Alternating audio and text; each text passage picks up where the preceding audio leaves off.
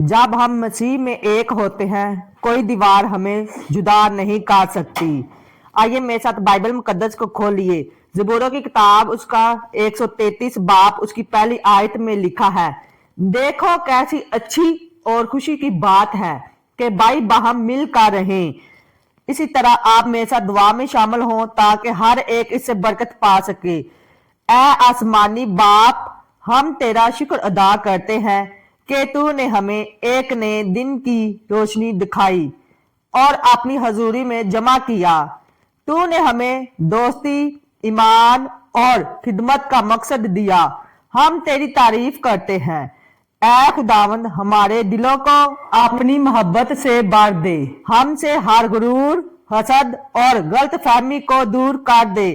ہمیں سکھا کہ ہم ایک دوسرے کو سمجھیں، معاف کریں اور محبت میں بڑھیں۔ جب ہم بات کریں تو نرمی سے کریں، جب ہم عمل کریں تو محبت سے کریں، اور جب ہم خدمت کریں تو تیرے جلال کے لیے کریں۔ ہمیں ایک بدن، ایک آواز اور ایک دل بنا دے جو تیری بادشاہی کے لیے کام کرے۔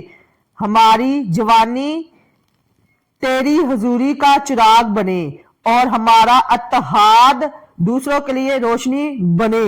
یسوع مسیح کے بابرکت نام میں مانگتے ہیں اور پا لیتے ہیں، آمین۔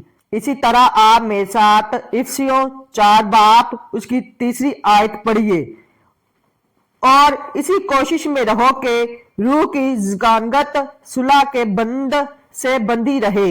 آج کا دن ہمیں یاد دلاتا ہے کہ اتحاد صرف ساتھ رہنے کا نام نہیں بلکہ ایک دوسرے کے لیے دعا کرنے، محبت کرنے اور ایک مقصد کے لیے جینے کا نام ہے۔